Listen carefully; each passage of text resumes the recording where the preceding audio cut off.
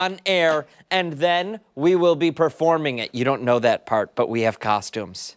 Really? Really. Is there a dance number too? There will be. You're going to learn during commercial break. Goodness. Why don't you play the one you made Friday? Yeah, the one you made on Friday was great, Dan. Listen, the one we made Friday was spectacular. Unfortunately, the FCC said they would fine us if we posted it. Yeah, and we're still paying for that fine from Adele 2 years ago. Yes, so, yeah. we certainly are. All right, Money's tight. Hey, times are tough. Before all of that, though, a check of our forecast. This Monday morning, we're going to be seeing a little bit of sunshine out there today, and also some snow showers later on. Meteorologist Marty Snyder is taking a look for us right now, and Marty, kind of a mixed bag today. Yeah, a little bit of everything. No precipitation, but yeah, we're going to see a little bit of cloud cover, a little bit of sunshine. We're in the process of opening up skies a little bit right now where you can see some of that cloud cover in the background, but we have been seeing skies open up, and eventually a little more sunshine is going to work in. Already have seen a couple breaks downtown, but just have to wait for those last couple segments of clouds to move out to really fully fill in that sunshine. 21 right now, so we have dropped back a little bit, just given the fact that the cloud cover has opened up a little bit prior to sun getting in, and that's allowed those temperatures to slide a little bit. But as we go through the day, we'll see temperatures rise to 34 at noon. We're going to be somewhere in the mid to upper 30s for highs. Cloud cover builds as we head deeper into the afternoon, so we'll see that change play out then. Enjoy the sun while we have it in place during the morning. 28 for a low temperature tonight. As we head into early tomorrow, maybe a couple snow showers still linger then. We're going to see some build in over the night tonight, that is, and then some into early tomorrow. Could see between a trace to 2 inches out of that before it changes to rain and tapers off. And then temperature of 37 on Wednesday. The peak likely will be Christmas Day with temperatures in the lower 40s then. And then we just kind of level off close to average as we head closer to the weekend, not too far from the mid to upper 30s for that time frame. But again, kind of a quiet day for us today, a little bit of sunshine, but then at least some snow starts to build in heading into some of the overnight hours of tonight. Yeah, I mean, it's a forecast. It is. And you know what? Like, it's nice to be kind of closer to where we normally are for this time of year. Sure. Very true. A lot of those lows, at least close to average, a lot above what we have been seeing for the first half of the month. So that's a positive way of looking at it. Yep. All right. We'll take it, Marty. Thank you, sir. Okay. I just want to say today is the first day that I've been here where we don't have the horrible coffee advent calendar. And I do feel a sense of peace. Well, I was going to say for our off the top, that really should lead the off the top, that we have our regular beverages back. Thank goodness. Thank goodness for that. All right, off the top now, we'll start with some of the stories that have piqued our interest today. I will start things off. This is one of those stories that really just makes the hair on the back of your neck stick up, and it can make you really uncomfortable knowing that people like this are out walking around among us. Sorry, kind of a bummer. 8 years in prison. That is the sentence for this guy, the former manager of Harvard's medical school morgue.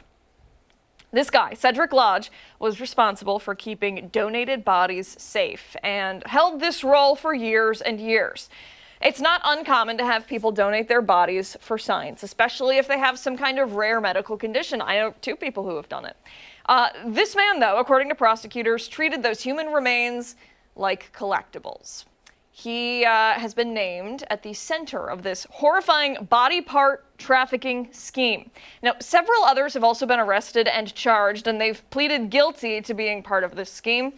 Once the cadavers were no longer needed for the research, this man would take pieces of them, like brains, skin, hands, and even faces, and ship them off to the highest bidders. The details are pretty disturbing. Some reports of sending human skin to somebody so it could be turned into leather and then used to bind a book. It's something right out of a horror movie, right? Another case points at this man, Cedric Lodge. He's accused of selling a man's face to somebody else. So what did that person use it for? We don't know. Does it really matter? No, it doesn't. These body parts went for thousands and thousands and thousands of dollars. Typically, once a body is done being used for science, the remains are returned to the family or they're cremated. Well, this guy admitted to removing the extra body parts before the cremation process began or before they were given back to the family. He has shared his apologies and his regret, but at this point, it's too little too late, right? Once this all came to light, Harvard temporarily stopped its body donor program. People said they don't trust that system anymore. And can you blame them here? This is really disturbing, and death is hard on everyone involved. You hope the people responsible for caring for your loved ones will give them the respect that they deserve, especially if they've made specific plans for after they die, just like donating their bodies to science. It's not like, you just say that you want to do it. There's paperwork involved. Sure. You have to take some steps. I was supposed to send Ashley comments and I didn't because honestly, they were atrocious. All of them were. I decided not to pull them at all. So I want to know your thoughts on it. Although I imagine I know your thoughts on it. I think you do know my thoughts on this. How long is this guy potentially facing 8. in 8 years? Yes. 8 years. We don't know how many bodies, do we? It didn't say in that article. No. Yeah, I feel like 8 years is far too short. But it's not just him. There's like a whole circle of people. Yeah. So, you think about that, take that into consideration. And 8 years, though, that's not enough time for any of them. No. Any of them. No. What they are accused of doing is far too disturbing and graphic and abhorrent that those kind of people should not be allowed to walk around with civilized human beings. And you think, who in the world is buying it? Mm-hmm. I'm sorry. That is sick and twisted. That's absolutely. Really messed up. Absolutely. Yeah, you're gonna. Absolutely. It's like I said, it's right out of a horror movie. Yeah, it is. It is. It is. That's the plot to any number of Halloween films. Yeah. Sorry. Don't like it. Like I said, I know it's kind of a bummer. Real way to bring us down here, Fridman. Classic Abby, right there. Classic Abby. All right, let's move along to mine. And I want to start things out this morning with a story that actually feels right for this time of year. Sorry, Abigail. It's about generosity. It's about animals, and it's about choosing to do something good when you really don't have to. Ricky Gervais. What do you know like? who he is. All right, all right. What? Nothing. No, say it. No, I just. Come on. I feel bad. I didn't know that yours was going to be so cheerful. Oh, I mean, it is, but it's also not. Okay. All right, let me hear it. Because the sad side is what he's fixing. Okay. So Ricky Gervais, the comedian, he just donated nearly $3 million to animal welfare charities. That money came from his recent stand-up tour, Morality. Not the regular ticket sales. These are platinum seats that are extra expensive that he sells to audience members, then takes that money and gives it away. He doesn't use it. So 22 animal charities are splitting this $3 million donation. Rescue groups, sanctuaries, organizations helping animals that don't have a voice or a safety net or any other option for that matter. Some of these charities are getting around $125,000. Others are getting much more. Either way, that kind of money goes a long way and changes things. It saves animals. It keeps the doors for some of these nonprofits open. It keeps people doing the work we need them to do. And this isn't something that's new for him. He did something similar with his last tour, Ricky Gervais. Are you a big fan of his? I like his stuff. I've never actively looked for his content. No? No. Oh, It's very funny though when I do see his stuff. It is. It's some might say that it's most of it's inappropriate. And I would say, yeah, some of it is, but that's what makes it funny. Sure. That's what makes it funny. Where are we? When you add all of it up, his last 4 comedy specials have raised more than $6 million for animal causes. And he does this willingly. If you know anything about Ricky Gervais, this all really tracks. He's always been unapologetically about animals, sometimes more than he is people. And he owns that. Instead, he donated this money instead of keeping it for himself, and he did it during a big moment, a successful tour, a new Netflix special, a Golden Globe nomination. This would have been very easy for him just to say, I earned it, I'm going to keep it, but he didn't. And in a season when we're asked to buy more, spend more, do more, this feels a lot different. It feels intentional. It feels very generous. It felt very human. Sometimes doing something meaningful isn't complicated at all. Sometimes it's just deciding not to buy the speedboat and letting that money matter instead. Now, he did make a joke after he made the announcement of the donation to one interviewer that I was watching. He said that, yes, but they better spend it now because if he gets canceled and his career goes belly up, he's going to be asking for that money back. That checks so they, out. they need to be using. Yeah. Oh my gosh. I just think it's $6 million. Can go a long way. And just giving it away. Yep. Really incredible. It really is. And, you know, we have such a big need for support for our rescue animals. So much so. Yeah. So much so. We don't deserve them. No. But Ricky Gervais is doing something that, you know, makes us look more deserving of them. Very true. So thank you, sir. Stick around, much more to get to this morning on ROC Rochester. When we come back, we are learning more about a pastry shop that's getting quite a bit of attention online. Hey, and don't forget, you can take us on the go wherever you are. ROC Rochester is streaming live right now on the 13 WHAM YouTube channel and foxrochester.com. Stick around, we're back after this.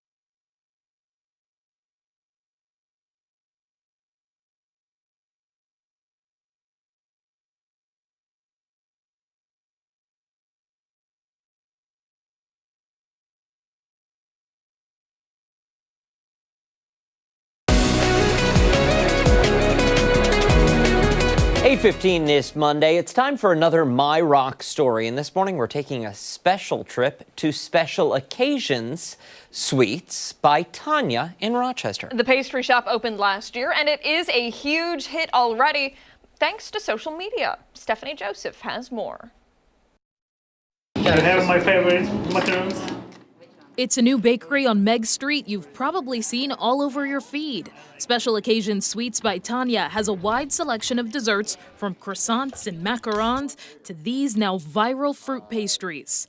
This post earning more than 300,000 views on TikTok. The first time I posted on TikTok, that video blew up in like 2 days. Like, we weren't expecting that at all. The response was overwhelming, with some driving hours to try the treats. I would say the first 3 weeks we were selling out completely. We weren't really prepared because in the kitchen she only has 2 other people who are working with her. So it's only her and 2 other people because it's hard to find somebody who knows how to have the proper skills to do all these things for the desserts and the proper techniques and stuff like that. The owner, Tanya, came to Rochester from Ukraine in 2015, joining her siblings. Перший час так було тяжко. There's 9 of them in the family. So then everybody kind of moved here and they all lived together at first. And she's saying that it was hard jobs at first. Like, she was cleaning, they were washing dishes at a restaurant. Tanya grew up baking and always wanted a business. Little did she know, a local catering job for a small party would lead to her brick and mortar. Він підійшов до мене, сказав, There was a older man there, and he came up to her, and he was like, "Oh my God, your desserts are so amazing. They're like work of art. Think it should be a business." And he said that he would help. So he was the first investor. For some, the treats are a reminder of childhood. We can taste those desserts. It's a little bit taste of Ukraine, and we come back in our mind. So it's very nice to have it. On top of navigating entrepreneurship, Tanya also welcomed her third child. It's very hard to leave дітками займатися. leave behind the kids and be so focused on the business, but you have to be because nobody else is going to be unless it's you. So she's saying it's just very hard and challenging, especially with a newborn, to leave her behind. She's also grieving her brother who died while fighting the war in Ukraine. Through it all, Tanya says her family has been her rock. Це з дітками так дуже тяжко і They all support each other. One of her sisters works at the register. The other one helps her out in the back at the baking. So they're very close together. She actually moved here. Her older sister, Lena, she moved here from Alabama just to help her out for after the whole boom of the fruit desserts happened. I just want to say there were treats brought back to the newsroom. I did not get any of them. They went so quick. You didn't stand a chance. No. And they look amazing. They looked incredible. They looked incredible, but we didn't get to It's all right. take part. It is okay. It is okay. I love that this business is up and running. Yeah. And that they are seeing so much success marketing on social media. Yeah. That's really incredible. It is. And I saw that video on social media, the one that they're talking about. And I was like, oh, that's cool. And then I was like, oh my gosh. It's outside. It's right here. Yeah. Yeah. Yeah. It really is neat. And I do need to point out that looking at all of this, it's just making me more and more hungry. Well, and here's the problem. You mentioned cake earlier this morning, and you know that that is like my weakness. I know. How dare you? Well, we started talking about cake. Then what was the other food I started talking about? Donuts? Donuts. Cinnamon rolls. Oh, that's right. Cinnaholic opened on Friday. No, and you Oh, didn't go, and that's okay. But look at that stuff. so hungry. That looks like it's 1,000 layers of dough. Yeah. Oh, delightful. Well, there's their number, 287-6118. I don't know what their holiday hours are, but you might be able to get something in time for Christmas. And bring it to us. 4225 West Henrietta Road. We'll make sure we're at the door to let you in Yes. when you arrive. Just give it to us, nobody else. Nobody else. Don't go anywhere. When ARC Rochester returns this morning, it's weather trivia. Mark will be here after the break.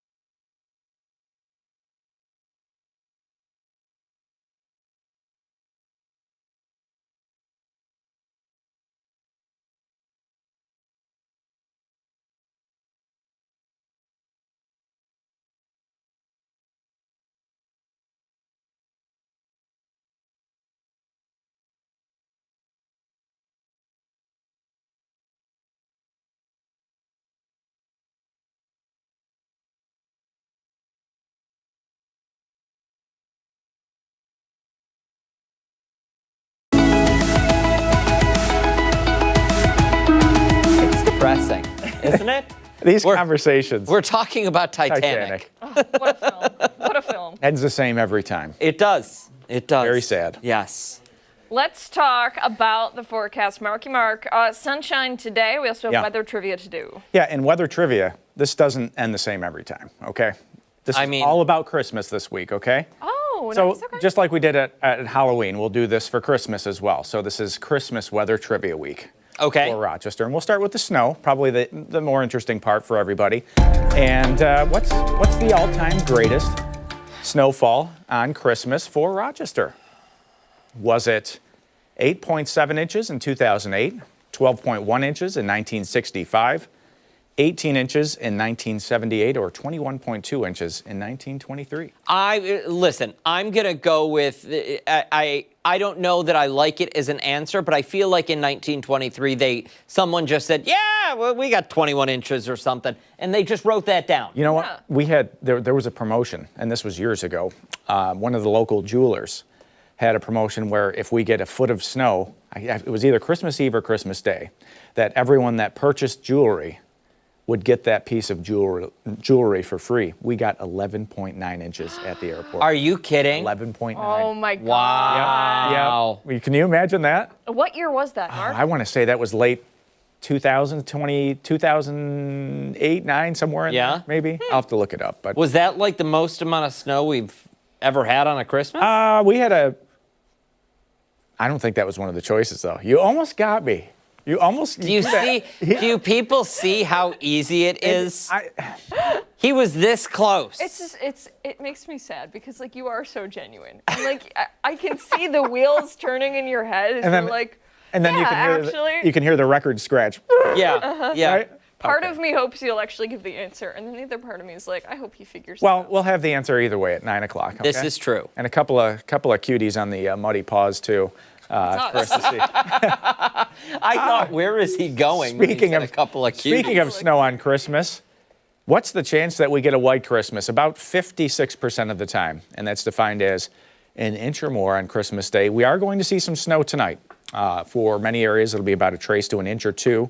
We'll have to see what's left of that as time moves on, but at this point, it looks like a very low chance for our Christmas this year. But Rochester's snow this season still trending a little bit above the norm at 25 inches, although that average is definitely catching up thanks to our recent break from winter weather, I guess we'll call it, although winter cold this morning.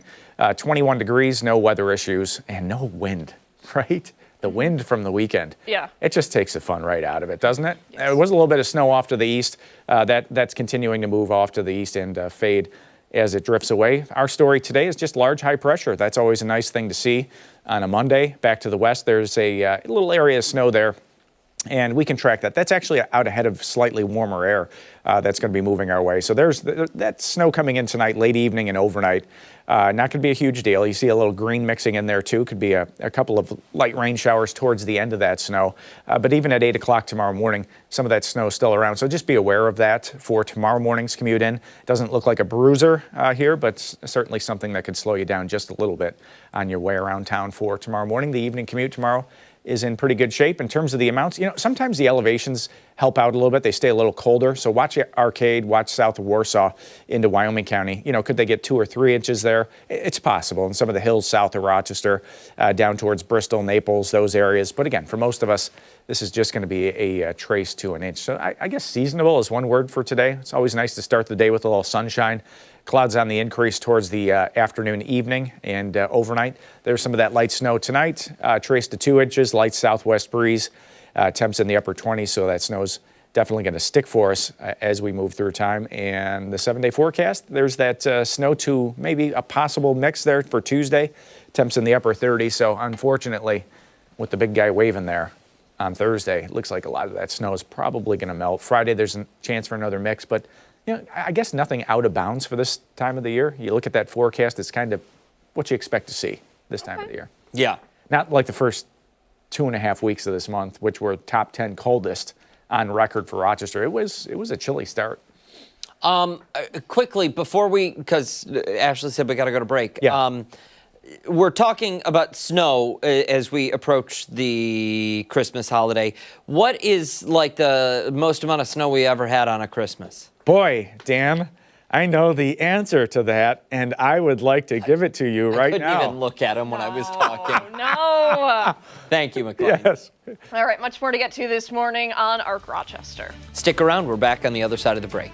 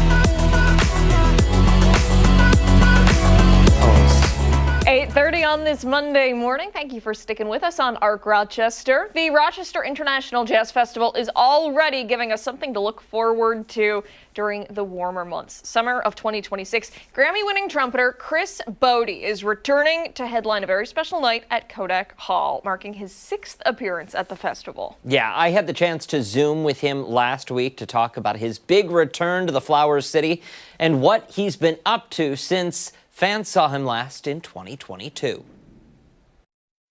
I want to dive right in, though, and talk about your return to the Rochester International Jazz Festival, because I'm wondering, you've performed at the Jazz Festival several times now. What do you remember? Does anything stand out to you about the first time you performed in Rochester? The unbelievable warmth of the audience. And the reason I know that is that, well, first of all, I think the first time we played the Kodak Theater, it might have been one of the first times like a real packed, large theater venue. Now, of course, we've gone on to play really big outdoor stuff. We've done the outdoor stuff there in Rochester as well.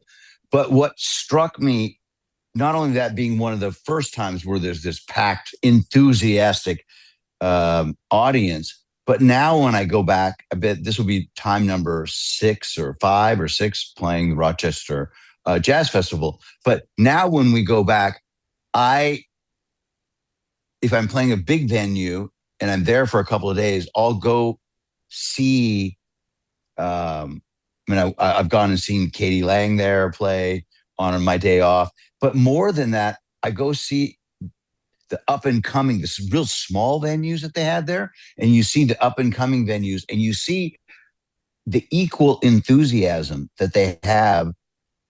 And I kind of go, man, I was the up and coming person coming up. And they were enthusiastic to me and they're enthusiastic to these artists as well. And I think that genuine appreciation in Rochester, maybe it's because of the long history of Eastman being there and all that stuff, the music school, and so many people just have being exposed to great musicians throughout the year through the Jazz Festival, and Mark Iacona, his efforts there of putting together such a great festival.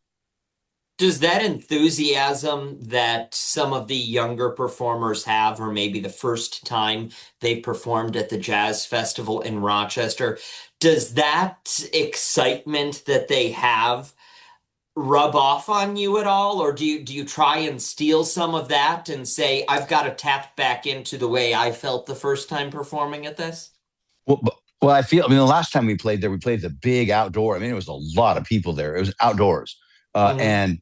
And I felt that same warmth. And then, especially that time, during the day and earlier in the evening, I'd walk into those other venues and see the excitement that everyone had for the other artists. And it just always reminds me of, I guess, in answer to your question, it makes me feel incredibly fortunate, to feel that enthusiasm in the big place, the way I felt it there in Rochester so many years ago, 20 odd years ago, when we first played there.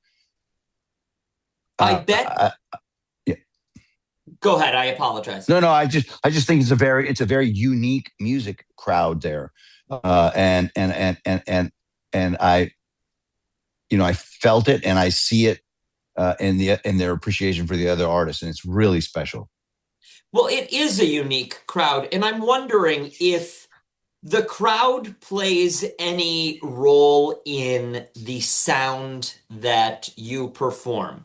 You have a very unique sound, a distinctive sound in performing, but I'm wondering, were there certain audiences, certain performances that helped you develop that vocal performance voice of your instrument on stage?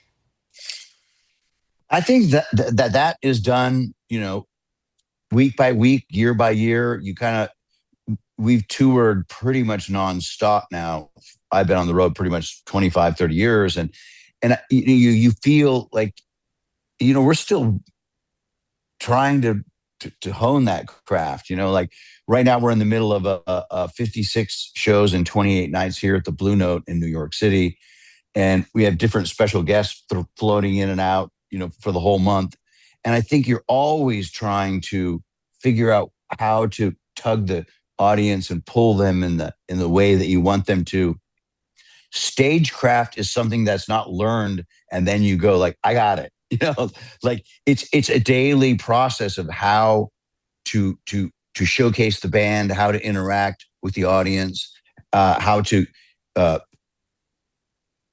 allow them to hear the beautiful things, and then to also play in a very, very muscular, like technical way, so that the audience can feel like, whoa, that rush of power, that visceral kind of like thing that jazz musicians can get into, that flash, for a better word, and then remove all of that and make it super vulnerable, and then arc it into a show, and then have humor injected when we need to, and have the audience taken on this ride. And I think that's something that I not struggle with, but I'm very aware of the stagecraft part of it, and how you build a show around these incredible artists that I have in my band, a violinist, two different singers, incredible rhythm section. This week we're joined by Chris Potter, who's probably arguably the greatest saxophone player alive today. And so that's really fun. And so all these different things, the guests that we bring up, is something that has been a real kind of a stalwart for me to like always bring to the audience a new flavor. Conversation. Stick around. When ROC Rochester returns, we'll have more of that conversation with Chris Botti as he gets ready to headline the 2026 Rochester International Jazz Festival. And don't forget, watch us on the go wherever you are. We're streaming live on the 13 WHAM YouTube channel and foxrochester.com. We'll be right back.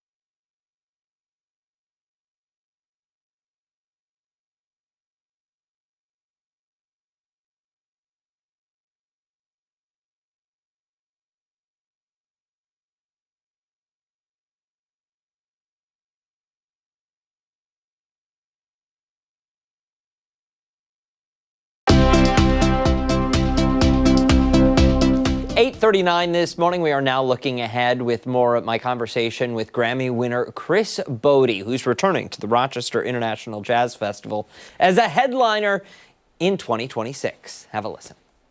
Is that approach, that unique thing that you home in on with a specific crowd, with the Rochester audience at the Kodak Theater? You work on it for those 3 nights, but then you have to start from scratch when you move to the next city? It's something that we work on every night in every city. It's interesting because I'll wake up and I'll go, okay, so like last night I stretched too long here. I didn't give the drummer enough kind of room. Like maybe like even like just stuff like standing, like where you stand on stage. I remember my first professional, I define professional, like when you no longer live at home and you're not in college and, professional. And so my first professional gig was I got to sit in Frank Sinatra's band for 3 weeks, two and a half weeks. And I was 21 years old. And I remember the way that he was such an icon. He would walk out on stage and was able to be this huge superstar, but then he would almost speak to, in the way that, like, not with the same humor, obviously, but the way that Don Rickles would speak to an audience. He was able to like talk to a specific couple in the 4th row, but still be this Sinatra. And then Sinatra always would turn around and acknowledge his band or the Count Basie arrangement or the Nelson Riddle orchestration. And Nelson Riddle was conducting at the time when I played it.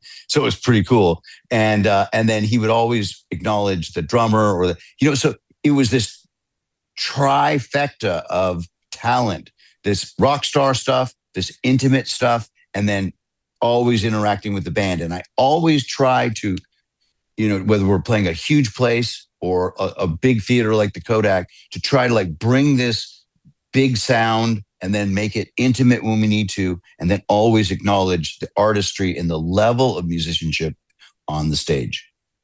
You've had the opportunity to do that, I would imagine, though, with many, many artists. I mean, Yo-Yo Ma, Andrea Bocelli, you name it. You've performed alongside these people.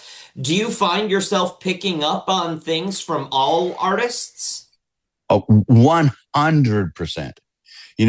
Especially like, I guess the initial, when I first moved to New York, and the initial kind of like the gig that kind of put me on the map, certainly with musicians, was being in Paul Simon's band for 10 years and seeing, standing next to Michael Brecker, and Steve Gadd was in the band, and Steve Gadd's a Rochester boy, like went to Eastman and is a stalwart from that neighborhood. And I learned so much from Paul, and then subsequently my long association with Sting or Streisand or Joni Mitchell or Andrea Bocelli or Josh Groban or Michael Bublé. You pick up on someone like Bocelli, like the romance and the beauty of his melodies, and him allowing me not only into his music, but him guesting on 3 of my records. And I've done so many concerts with him, and Groban the same. It's a different, it's not jazz, but they accepted my trumpet playing into their music. And then I, in turn, learned from being able to do crossover, not real classical music, but like crossover classical music. I'm talking about from a trumpet playing sense, to allow my lyrical jazz stuff to be set in a orchestral or classical tone. And then the audience kind of going, wow, I love the sound of that. Okay, one more question, and then I'll let you go. I don't want to take up your entire No day. problem. What are you looking forward to most in returning to Rochester? Because I know we made the announcement when the news came in from the Jazz Fest, and I know the page on our website got, I don't know how many thousands and thousands of clicks. So we know people are excited that you're making a return. How do you feel about it? Well, first of all, they've always had the Mark and the people that book the festival. It's such a varied festival. I remember the last time we played, maybe it was the last time or the time before. It was, the bill was myself and Erykah Badu. That's so cool. Because you're not just you're having like really high end. One year I did it, and it was myself, and then I had a rare night off, and it was Katie Lang the next night, and I got to go see her show, just sitting in the audience. And the Rochester Festival has historically had they've broken so many artists like myself there. And then they've had so many great, huge stars, but they have one thing in common. They're operating at a super high level. If it's Erykah Badu or Lauryn Hill or whatever, they have these great artists that maybe they're not jazz all the time, but that doesn't matter. They're still sophisticated and wonderful. And I feel great to be part of it and to experience that warmth that the audiences give you in Rochester, and they give all the artists. That is the special thing.